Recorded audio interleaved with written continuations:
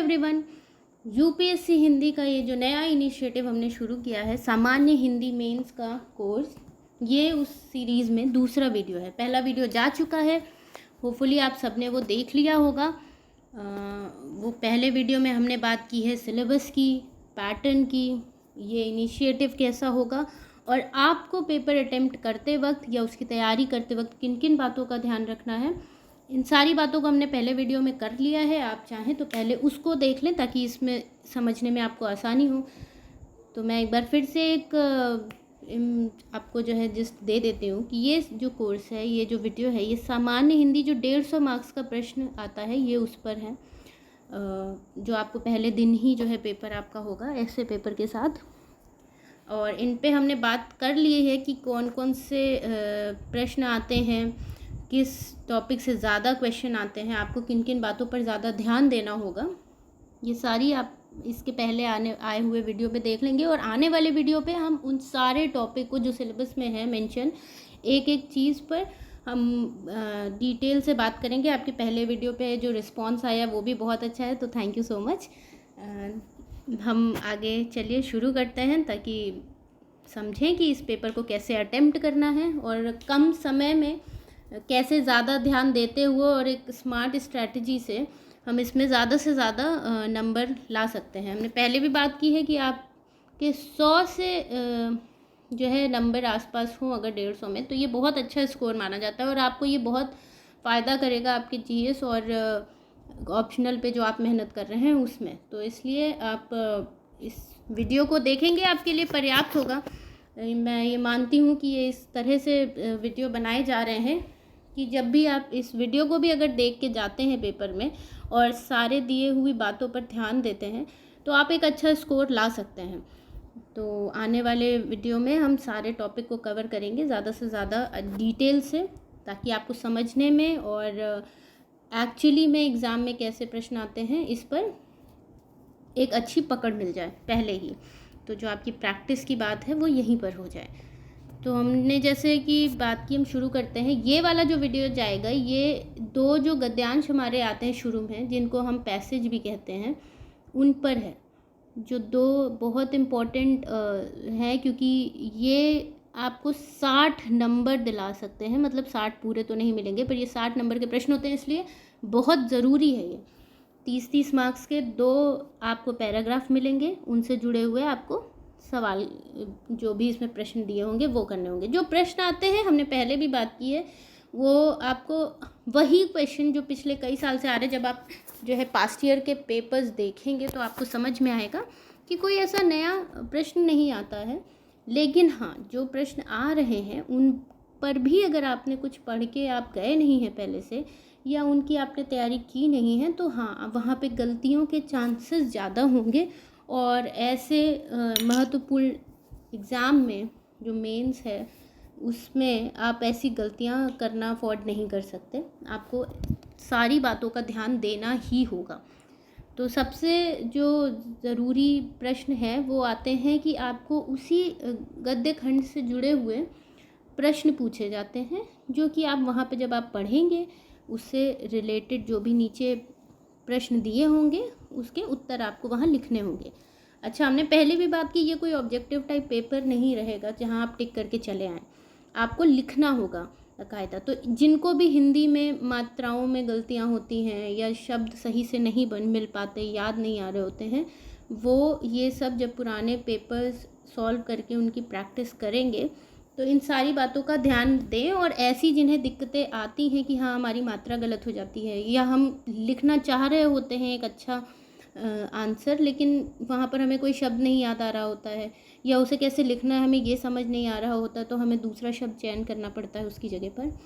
तो उन सबको मेरी सलाह यही है कि आप कम से कम 3 से 4 पुराने पेपर्स जो है वो घर पर प्रैक्टिस करके जाएं, ताकि ऐसी समस्या पेपर के पहले दिन आपको ना पड़े, क्योंकि फिर आपका कॉन्फिडेंस भी लूज़ हो सकता है। तो पहला हमने देखा कि प्रश्न और उत्तर जो उसी खंड से जुड़े हुए हैं वो आते हैं। संक्षेपण इसका एक महत्वपूर्ण पार्ट है। हम ये बात करते हैं पहले कि क्या क्या चीज़ें हमेशा पूछी जाती हैं और उसको उनको लिखते वक्त आपको किन किन बातों का ध्यान रखना होगा। ये करने के बाद फिर हम इस वीडियो में आगे देखेंगे कि एक उदाहरण लेते हैं और एक हम जो है पिछले साल का जो पेपर आया हुआ है वो सॉल्व पेपर कैसा होता है, उसमें क्या प्रश्न है और जो हम बात कर रहे हैं ये उसमें है या नहीं, इन सब पर भी चर्चा करेंगे। तो शुरू करते हैं। हमने जैसे पहले भी वीडियो में आपको बताया था कि जो एक ज़रूरी प्रश्न, पिछले वीडियो जब आप देखेंगे तो आपको पता चलेगा कि जो सबसे पहला एक ज़रूरी प्रश्न पूछते हैं वो होता है शीर्षक। ये देखा गया है कि शीर्षक पूछा जाता है। तो ये ऐसा है कि आपको जो भी पैराग्राफ दिया रहेगा वहाँ पर वो बस शुरू हो जाएगा, उसमें कोई नाम नहीं लिखा होगा, कोई टॉपिक नहीं होगा, बस वो ऐसे शुरू हो जाएगा। उसका शीर्षक आपको पूछा जाएगा कि आप बताइए। तो बस यही काम करना है। अब आप शीर्षक लिखेंगे तो कुछ बातों का तो आपको ध्यान रखना होगा, तो वही है यहाँ पर, वही मैंने बताने की कोशिश की है कि किन किन बातों का आपको ध्यान रखना होगा। तो जब आप गद्यांश के लिए शीर्षक लिखें तो आपको केंद्रीय भाव समझना बहुत ज़रूरी। केंद्रीय भाव से यहाँ पर अर्थ है कि जो भी शीर्षक किस विषय पे बात कर रहा है और किस दिशा में बात कर रहा है, क्या वो सकारात्मक है या नकारात्मक है, ये आपको समझना होगा। पर ज़रूरी बात यह है कि शीर्षक हमेशा सकारात्मक ही होना चाहिए। तो आपको ये समझना ज़रूरी है कि केंद्रीय भाव है क्या। केंद्रीय भाव समझने के लिए आपको उस पैराग्राफ को बार बार पढ़ना होगा ताकि आपको उसका आशय स्पष्ट हो जाए। तो आप 2-3 बार जब आप पैराग्राफ पढ़ेंगे तो आपको समझ में आएगा कि ये किस शब्द के इर्द गिर्द घूम रहा है। ये कभी ज़्यादातर वो कला से रिलेटेड कोई पैसेज डाल देते हैं या फिर कोई संस्कृति से रिलेटेड, कोई भाषा से रिलेटेड। तो आप जब देखेंगे पुराने पेपर एनालाइज करेंगे खुद से तो भी आप देखेंगे कि हाँ ऐसे ही कुछ टॉपिक हैं जिनके इर्द गिर्द जो है आयोग हर बार प्रश्न पूछता है, हर बार वो अपना पैसेज जैसे बनाता है। तो जब आप इसका शीर्षक लिखें तो आपको ध्यान देना होगा कि ये किस शब्द के अराउंड जो है पूरा पैसेज लिखा गया है, तभी आपको शीर्षक सही चुनने में आसानी होगी। फिर आपका शीर्षक ऐसा होना चाहिए जो कि पूरे पैराग्राफ को डिफ़ाइन कर सके, वो पूरे पैराग्राफ को समझा सके, उस शब्द से समझ में आए कि आप आगे किसके बारे में पढ़ने वाले हैं। ठीक है, शीर्षक कम से कम शब्दों में लिखा जाना चाहिए। ये जो है एक छोटा वाक्य हो सकता है, जैसे कि बात है, आपको मूल भाव में कोई परिवर्तन नहीं करना है।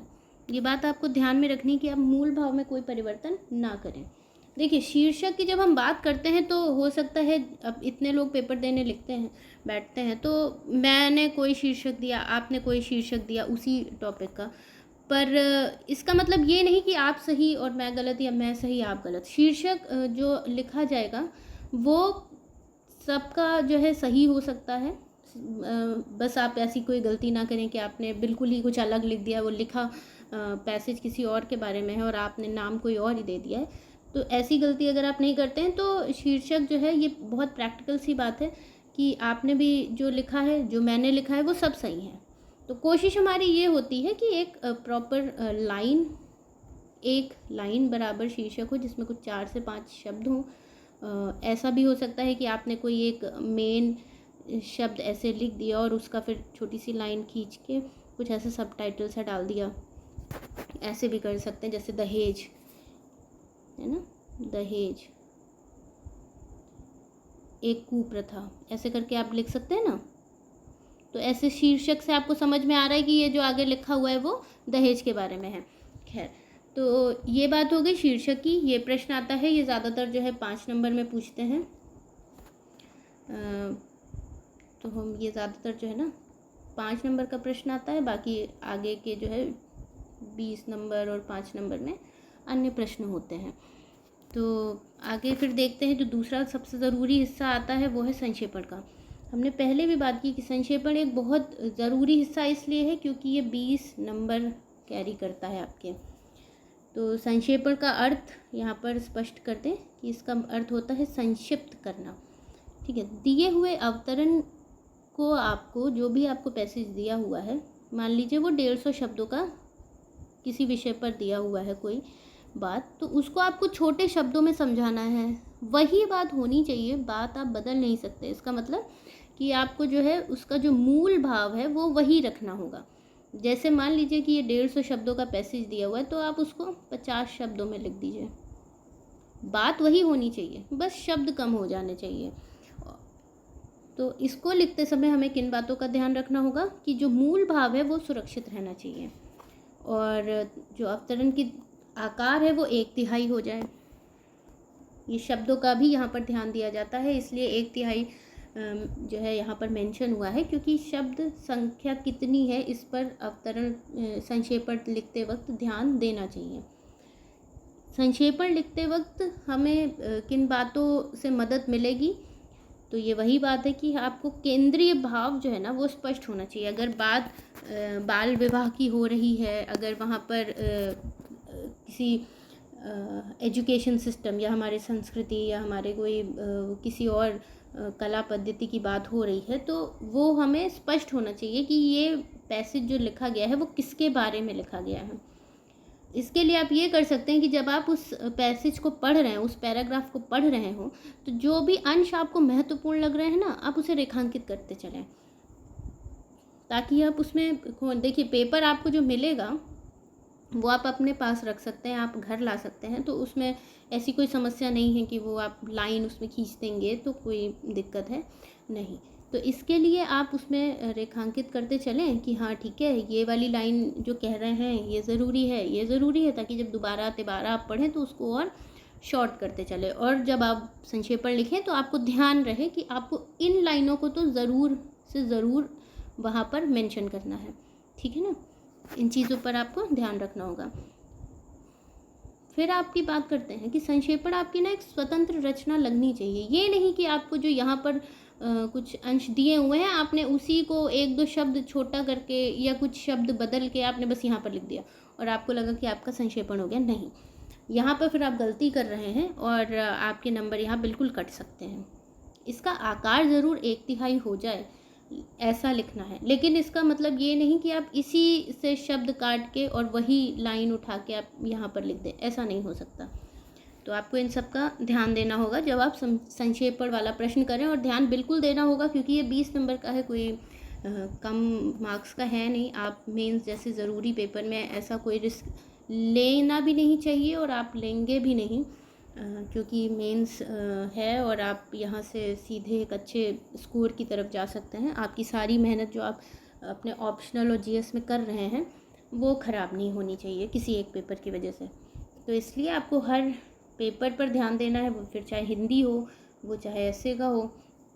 और हिंदी की क्योंकि हम यहाँ पे बात कर रहे हैं, तो हिंदी में भी जो भी ज़रूरी हिस्से हैं वो हमें बिल्कुल समझ के और उनकी प्रैक्टिस करके घर से जाना ही होगा। यही तरीका है मेंस की तैयारी का, ठीक है।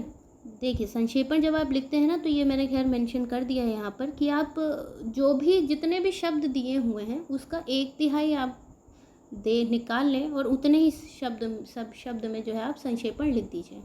देखिए पहले हाँ इतना समय रहता है आपके पास 3 घंटे का, और एक क्योंकि 2 पैसेज पूछे जाते हैं जिसमें से एक में ही आपसे संक्षेपण पूछा जाएगा, तो इतना समय आपके पास पर्याप्त रहता है कि आप उसको गिन लीजिए। आप एक जल्दी से काउंट कर लीजिए एक कि हाँ ठीक है कितने नंबर ऑफ़ वर्ड्स हैं इसमें। वो ज़्यादा नहीं, कोई 250-300 शब्द नहीं देते हैं, 150, 130, 140 ऐसे ही लगभग होते हैं। तो आप निकाल लीजिए कि हाँ ठीक है मुझे 45 या 50 शब्दों में, 50 शब्दों में, 60 शब्दों में इसको लिखना है, और उतने ही शब्दों का इस्तेमाल करते हुए आप संक्षेपण अपना लिख लीजिए। इसकी मैं आपसे फिर से कहना चाहूँगी कि इस संक्षेपण के लिए तो आपको बिल्कुल ही घर में प्रैक्टिस करके ही जानी चाहिए, और कम से कम 2 तो ऐसे होने ही चाहिए संक्षेपण जिनको आपने पुराने पेपर से उठा के लिखा हो, इन सारी बातों को ध्यान में रखते हुए। तो ये हमने बात की संक्षेपण की। दूसरा जो बहुत महत्वपूर्ण अंग आता है व्याख्या। तो जो सबसे महत्वपूर्ण अगला प्रश्न आता है इस प्रश्न के अंतर्गत वो है व्याख्या क्या, क्योंकि ये भी आपका लगभग जो है 20 नंबर कवर करता है। व्याख्या का तो अर्थ आपने पहले भी व्याख्या लिखी होंगी अपने स्कूल के समय पे, और जिनका हिंदी ऑप्शनल है उनको तो ज़रूर ही आती है, उन्हें लिखने में वैसे भी कोई समस्या नहीं होगी। पर जो और सब्जेक्ट के बच्चे हैं जिनको अपना ज़्यादातर समय दूसरे सब्जेक्ट में देना है, उन्हें ये सब देखने और समझने की ज़रूरत है कि इनको कैसे अटेम्प्ट करना है। देखिए, जब हम व्याख्या लिखते हैं तो हमें जो प्रश्न दिया जाता है वो ऐसा होता है कि वो पूरे पैराग्राफ से कुछ अंश को रेखांकित करके देते हैं। तो कभी 3 होते हैं, कभी 4 ऐसे अंश होते हैं और उनकी व्याख्या करनी होती है आपको। तो जब आप ये व्याख्या करना शुरू करते हैं तो आपको कुछ कुछ बातों का ध्यान रखना चाहिए। तो रेखांकित जो अंक होते हैं आपको सिर्फ उन्हीं को नहीं पढ़ना है, उनके आगे पीछे क्या दिया हुआ है, वो क्यों लिखा हुआ है, इनको भी आपको पढ़ना ही पड़ेगा। तभी आपको समझ में आएगा कि ये किस संदर्भ में लिखी हुई लाइन है। उसके बाद जो है आपको ये ध्यान में रखना है कि आपको इसका विस्तार करना है। जो भी ये 4-5 शब्द जो रेखांकित हैं, सिर्फ यही नहीं लिखना है, आपको इसका व्याख्या का मतलब है कि इसका आपको इस एक लाइन को आपको जितने भी नंबर दिए हुए हैं उस हिसाब से इसको विस्तार करके लिखना है। लेकिन हाँ, बात वहाँ यहाँ पर भी वही है कि जो भी उसका केंद्रीय भाव है वो वही रहना चाहिए। बल्कि और समझाने के लिए कि ये अगर किसी कवि के बारे में दिया हुआ है, किसी संस्कृति के बारे में दिया हुआ है, किसी भाषा के बारे में उस लाइन में कुछ लिखा हुआ है, तो वो पूरा समझ में आना चाहिए। इसमें आप ये कर सकते हैं कि ध्यान दें कि आप लिखते वक्त सेम चीज़ों को बार बार रिपीट ना करें, दोहराव नहीं करना है, इनसे बचना चाहिए आपको। ठीक है, इस पे आप ऐसा नहीं कर सकते कि कोई व्याख्या करने का मतलब ये नहीं हुआ कि आपको ये जो रेखांकित लाइन दी हुई है आप उसी में से बस जो अगर कोई कठिन शब्द है तो उसको सरल कर दिया, कोई सरल शब्द है तो उसको कठिन करके और फिर वही लिख दिया। नहीं, आपको उसको एक्सप्लेन करते हुए लिखना है। तो इसमें आप ये कर सकते हैं कि आप एक उदाहरण भी डाल सकते हैं, जो कि आप और जगह पर नहीं कर सकते, पर व्याख्या में आप ये कर सकते हैं कि आप उसको समझाते वक्त जो है उसमें उदाहरण डाल दिए, ताकि आपकी बात और उस पैसेज की जो बात निकल के आ रही है वो स्पष्ट रूप से समझ में आए। हम आगे कुछ एग्ज़ाम्पल देखेंगे जिससे आपको ज़्यादा समझ में आए कि कैसे हर चीज़ जो हमने अब तक पढ़ी है, शीर्षक हो गया या संक्षेपण हो गया या प्रश्न उत्तर हुए या फिर व्याख्या हुई, वो कैसे हमें अटेम्प्ट करना है वहाँ पेपर में। तो ये एक उदाहरण है, आप देखें, ये कम से कम 130 शब्द हैं, मैंने पहले ये काउंट कर लिया है, ये 130 शब्द हैं। और देखिए, आपको ऐसा ही प्रश्न मिलेगा, ये कला के ऊपर है, तो हम एक बार इसको जल्दी से पढ़ लेते हैं समझने के लिए कि ललित कलाओं में सबसे ऊंचा स्थान काव्य का है। तो हिंदी ऐसी ही होती है जो वहाँ पर लिखी हुई आती है, वो कोई ऐसी नहीं होती कि आपको समझ नहीं आए कि वो क्या लिखा हुआ है। इतनी बेसिक हिंदी आपको समझ में आनी भी चाहिए। आपको एक हिंदी प्रदेश में काम करना है और जिन लोगों से रोज़ बात करनी है वो भी इसी भाषा का इस्तेमाल करेंगे, आपको वहाँ पर कागजी कार्यवाही में भी इसी भाषा का इस्तेमाल करना है, तो आपको इतना आना चाहिए और ऐसी ही भाषा रखी भी जाती है। तो हम इसे जल्दी से पढ़ लेते हैं एक बार। ललित कलाओं में सबसे ऊंचा स्थान काव्य का है। इसका आधार कोई मूर्त पदार्थ नहीं होता, यह शाब्दिक संकेतों के आधार पर अपना अस्तित्व प्रकट करती है। मन को इसका ज्ञान चक्षु इंद्रियों या कर्णेंद्रियों द्वारा होता है। मस्तिष्क तक अपना प्रभाव पहुंचाने में कला के लिए किसी दूसरे साधन की आवश्यकता नहीं होती।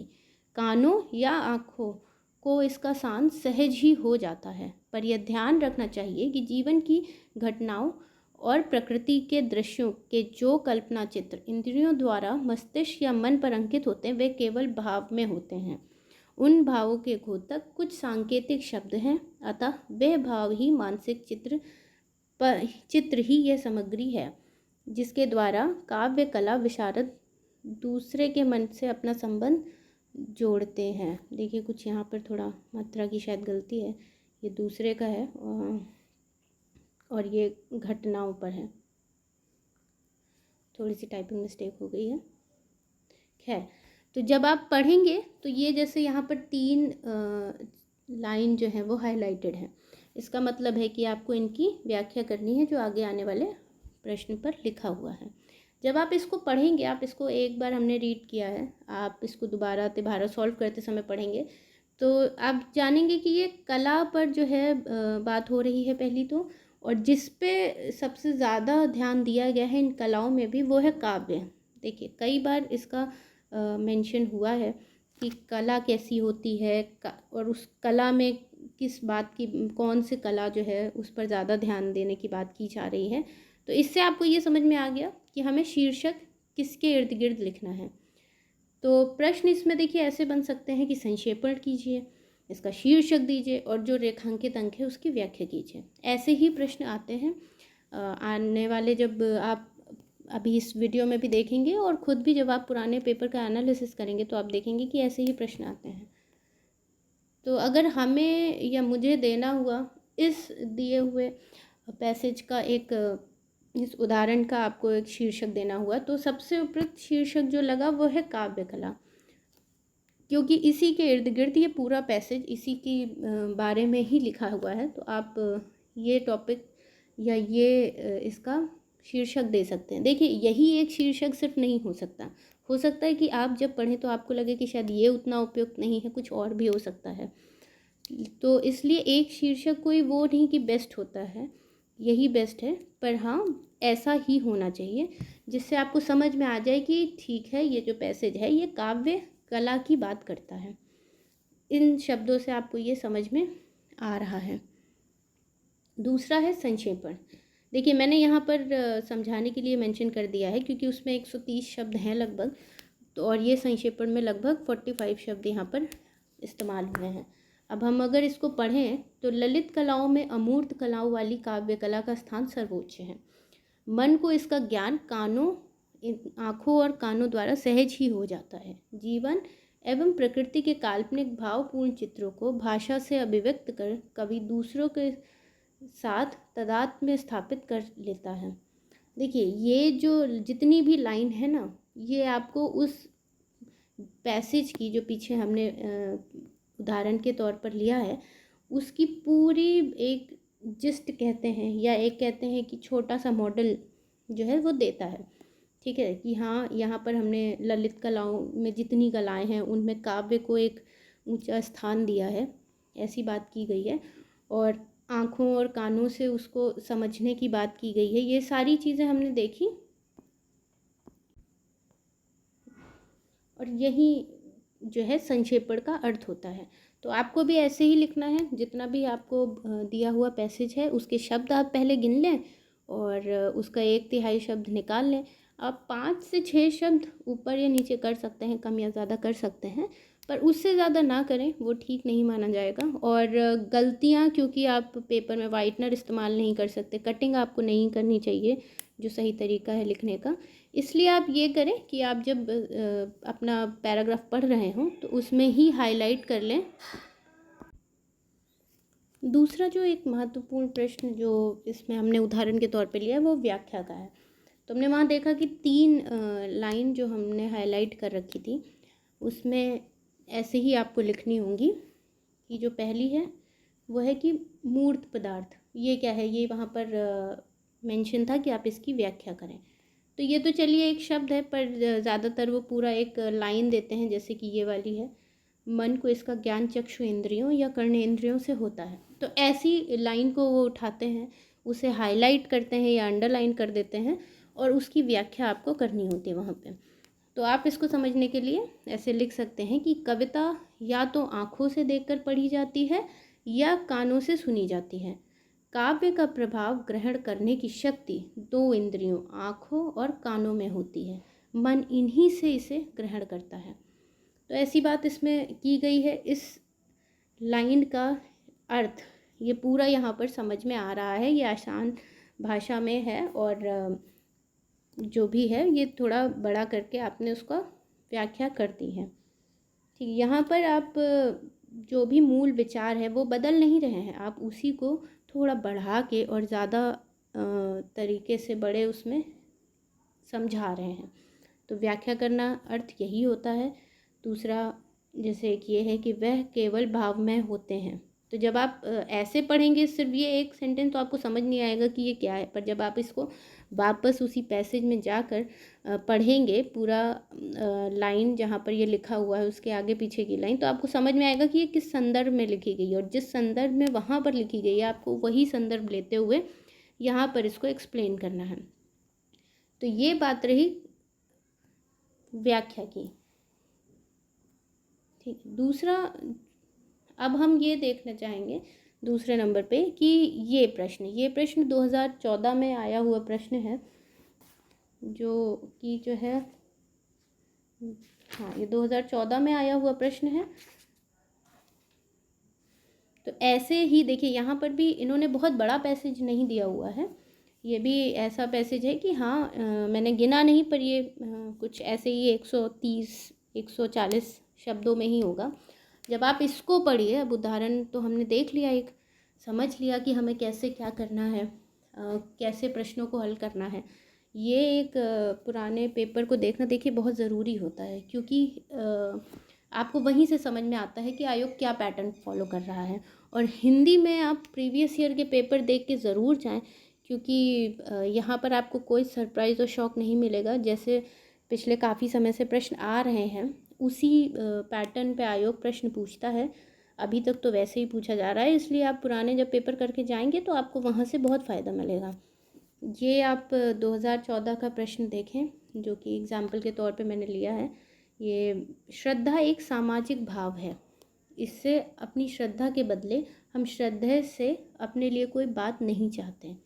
श्रद्धा धारण करते हुए अपने को उस समाज में समझते हैं जिससे किसी अंश पर चाहे हम व्यष्टि रूप में उनके अंतर्गत ना भी हों, जानबूझकर उसने कोई शुभ प्रभाव डाला। जब आप पढ़ेंगे ना इसको बार बार, तो फिर आपको ये देखना होगा कि हाँ किस बारे में बात हो रही। जैसे जितनी भी लाइन मैंने पढ़ी उसमें श्रद्धा शब्द का इस्तेमाल कई बार हुआ है, तो ये बात तो तय है कि ये श्रद्धा शब्द के ही इर्द गिर्द ये पूरी बात हो रही है, तो इसका मतलब ये महत्वपूर्ण शब्द है। तो शीर्षक के अगर पूछा जाता है, जो कि हम आगे देखेंगे कि पूछा गया है कि नहीं, तो ये तो समझ में आ जाएगा कि शीर्षक इसी से रिलेटेड कोई शब्द होना चाहिए। तो आप इसे पढ़िए या आपके पास जो पुराने सॉल्व पेपर्स हों जो कि आपने अगर अब तक नहीं लिए हैं तो उन्हें ज़रूर लीजिए, और कम से कम 3 से 4 पेपर आपको लगा के जाने ही चाहिए। और जो ज़रूरी अंक हैं जैसे कि व्याख्या करना या संक्षेपण लिखना, इन दोनों प्रश्नों की अगर हम बात करें तो जो 2 आपके पैसेज वाले प्रश्न आते हैं, तो ये तो आप बिल्कुल ज़रूर 1-2 बार लिख के जाइए, ताकि वहाँ पर आपको कुछ नया ना लगे, और जो छोटी छोटी गलतियों की हमने पहले बात की वो सब आप रिपीट ना करें वहाँ पर जाके। तो ये पैसेज जो है आपने देखा, इसमें जो प्रश्न पूछा गया था, देखिए ये मैंने जो पैटर्न बताया था कि वो ज़्यादातर प्रश्न ऐसे ही पूछते हैं कि 5 नंबर का, फिर 5 नंबर का, और दूसरा ये आपको संक्षेपण 20 नंबर का, ये वैसे ही पूछा गया था। तो यहाँ पर देखिए इन्होंने पहला आपसे यही पूछा था कि शीर्षक लिखिए, जो कि 5 मार्क्स का है। दूसरा, श्रद्धा किसे कहते हैं, तो श्रद्धा किसे कहते हैं ये आपको अपनी तरफ से नहीं लिखना है, आपकी श्रद्धा आप जैसे भी समझते हो मानते हो, पर ये आपको अपना जवाब कुछ नहीं लिखना है। ये आपको इसी पैसेज में जो श्रद्धा के बारे में जो भी जानकारी दी गई है उसी से लेकर आपको 5 नंबर का अगर है तो आपको जाहिर सी बात है पूरा एक पेज नहीं लिखना है। वैसे अब आसान हो गया है क्योंकि आपको पर्याप्त जगह जो है वो वहीं पर उतनी ही दी हुई होती है, तो आप ये नहीं कर सकते कि 5 नंबर के प्रश्न के लिए 4 पन्ने भर के आ गए। आपको एक section of the page already वहाँ पे अलॉटेड रहता है, उतने में ही लिखना है। अपनी राइटिंग के हिसाब से आप जो है जज करें कि आपको कितना लिखना होता है। ठीक है, तो ये श्रद्धा किसे कहते हैं ये जो है आप उसी पैसेज से पढ़ के सॉल्व करेंगे। मुझे मैंने आगे इसमें एक सॉल्व पेपर का ही क्योंकि ये अंश लिया है, तो आप देखेंगे कि इन्होंने क्या जवाब दिया है। और तीसरा जो प्रश्न पूछा गया है ये वही है कि अवतरण का आपको संक्षेपण लिखना है। अब हम इसका जवाब देखते हैं।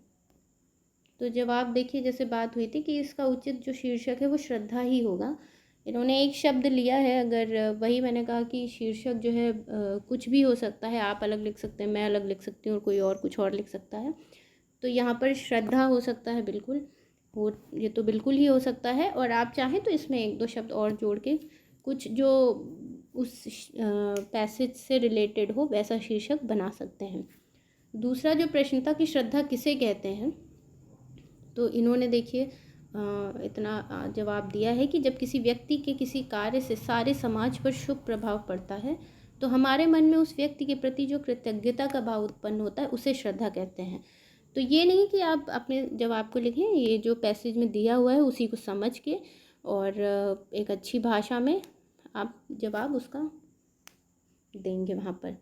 और अवतरण का संक्षेपण, देखिए आपको संक्षेपण वहाँ पर इसी तरह से लिखना है एक पैराग्राफ के फॉर्म में, और जो शब्द हैं वो आप गिन लेंगे और लगभग उतने ही शब्द के अंदर अपनी सारी बात संक्षिप्त में आप लिख आएंगे। तो ये रहा आज का वीडियो। हमने इस वीडियो में आपको 60 मार्क्स का जो बहुत ज़रूरी प्रश्न है, जो 2 आपके पैसे जाते हैं, उसको कवर कैसे करना है, उसमें हमें किन बातों का ध्यान रखना है, उसकी प्रैक्टिस कैसे करनी है, इस पर जो है बात की है। आप इस वीडियो को ध्यान से देखिए, समझिए। आपने पहले वीडियो में जो रिस्पांस दिया वो बहुत अच्छा था, उसके लिए थैंक यू अगैन। और मैं चाहूँगी कि आप इसको भी देखें। इसमें भी अगर आपको कुछ और ज़रूरत लगती है, क्या हम जोड़ सकते हैं, आप उसको मेंशन करें, कमेंट सेक्शन में हमें बताएं और हम कोशिश करेंगे कि आगे आने वाले वीडियो में बाकी सेक्शन पर भी जो है पूरी तरह से ध्यान दिया जाए। नेक्स्ट वीडियो भी बहुत इंपॉर्टेंट होने वाले हैं क्योंकि फिर वो एक बहुत ज़रूरी हिस्से को कवर करेंगे जो है पत्र। बाकी आप प्रीवियस ईयर पेपर लें, उनको सॉल्व करें, थोड़ा थोड़ा लिखने की प्रैक्टिस भी शुरू कर दें क्योंकि पेपर अब पास ही है और आपको और भी पेपर्स में ध्यान देना है अपने जीएस के और आपके ऑप्शनल सब्जेक्ट में। इसलिए हिंदी और एस्से का भी समय निकाल लें और इनके लिए भी थोड़ा थोड़ा सा लिखना शुरू कर दें। और हिंदी जिनको गलतियां होती हैं उनके लिए तो खास ये मैसेज है कि आप छोटी छोटी गलतियां, कटिंग, वाइटनर या वो ब्लेड से कुछ ऐसा ना करें। देखिए ये सब का बहुत नेगेटिव इम्पैक्ट आपको एग्जामिनर पर जाता है और ये सब आपकी बिल्कुल मदद नहीं करने वाले हैं। यही गलतियाँ वहाँ ना हो, इसके लिए होता है कि आप यहाँ अपने A4 साइज़ पेपर में या जो कॉपियाँ मिलती हैं यूपीएससी जैसा यूपी पीसीएस या यूपीएससी की कॉपी जिस तरह आती हैं ऐसी कॉपी मार्केट में मिलती है, वैसी कॉपी आप लेकर लिखने की प्रैक्टिस शुरू करते हैं। So that's all for today. Thank you so much. Thank you.